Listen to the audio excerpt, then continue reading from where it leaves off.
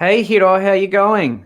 I'm good, man. How are you? I'm very good. Long time no see. We missed out a No. session last week, but here we are making it up. Today we are doing an analysis of actually a very good example of kata Yep. coming in from Christchurch, New Zealand, the Canterbury Kendo Club.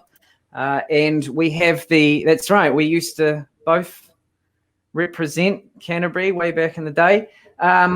We've got the Uchitachi today is a sandan, and the Shitachi is a nidan, I believe, and they are getting ready for a kata competition. This is a new thing that people are doing out there in the kendo world, Hiro. Kata competitions. Is that something you see in Japan? No, I don't. Well, probably it's recent thing, I think. Yeah, but I've never been in one, so it's Yeah. pretty new, I think. Yeah. Yeah, they're super hard to judge, I reckon. which is I think why they've sent this video through, so we can give them a little bit of feedback on what they're doing, what they can do differently, better, and continue doing. So let's crack on. Let's have a look.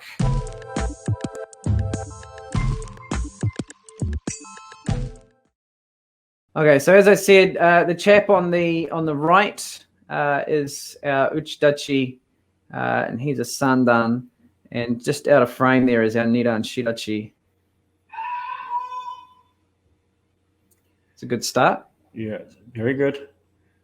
It's just one thing that probably which just didn't reach Shitachi. So Yeah, the distance, right? We just distance Maai is a bit too far. That's right, and it's really important to sort of look for, I guess, how realistic the engagement is. If you were never going to hit the person, it was sort of a pointless exercise, right? But we really want to get better at sort of really closing in the Maai, the distance. Right. Maai is pretty. Yeah, this kata is good, very good way to learn Maai as well. So yeah, it's probably we can take advantage out of it.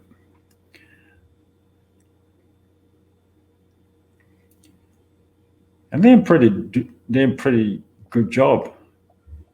Yeah, it's nice. It's really good posture. Yeah. And the Kiai is sort of really purposeful and deliberate. I like the timing in between the cuts. You know, it's really sharp, really snappy. Right. I'm sure they're both young too, right? I don't know. Yeah, I think so. I mean, you know, young is a frame of mind, isn't it, Hiro? Yeah, right, man. Hey? Yeah, you can feel energy, energy out of the, youth from their kata too. That's youth good. kata, yeah. Yeah, man. Yeah, so really sort of purposeful cuts, really sharp and snappy there, eh? Yep. I do think that one thing to be careful of, or to think on at least, is once the kata is finished, so the strikes have been completed, are we able to keep that energy or that attention or that engagement consistent through? So we call that zanshin a lot of the time, but it's easy to forget once the kata's over and you're moving back to chudan that we need to maintain that all the way through, that really cautious, careful energy or vibe in between each kata. Yeah, they did that there. But yeah, a lot of people just relax. It's like, yeah, talk. You can see the moment. Yeah, when it drops, right? Yeah. So, absolutely.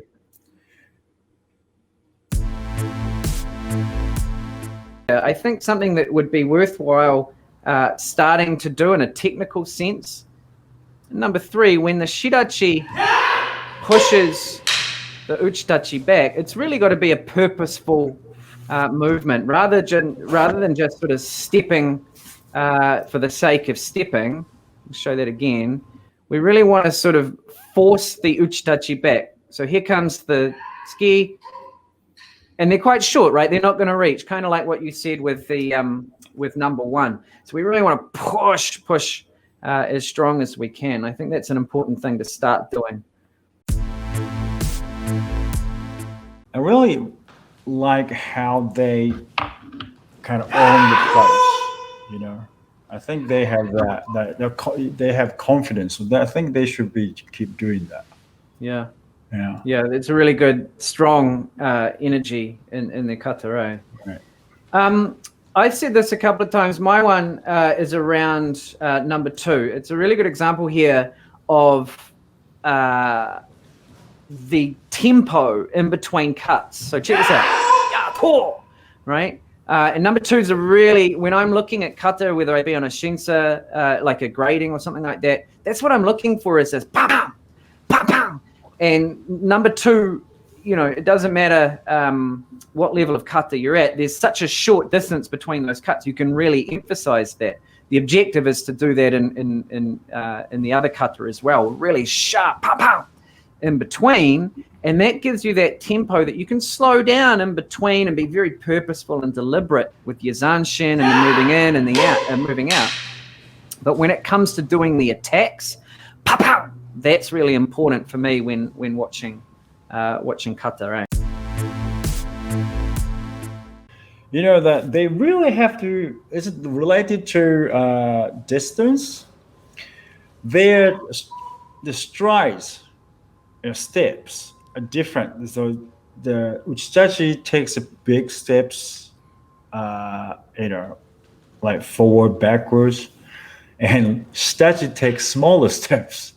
Right. So I think Shitachi ends up to the very left here on the video, right? Yeah. So that's a part of the reason why they are so far from each other. So they really have to start think about how big their step should be or how small their step should be. Depends on your partner. Right. Yeah. Yeah, totally. So there you go. That's our little analysis of some pretty good kata, really. Hiro, would you say? Yeah, I liked it. I liked it very much. Just a little tweak will make the kata really good. Yeah, I agree, man. I think it was a good example. All the best to those two on their journey to the Kata Championships. I think it's a South Island event, which will be really, really cool. Hey, if anyone out there would like to have a bit of an analysis done on whether it be kata or their jigeko or their grading, fire it through. Details below where you can send that. Otherwise, reach out on Facebook and let us know. Thanks very much, Hiro. Thank you very much, Mikey.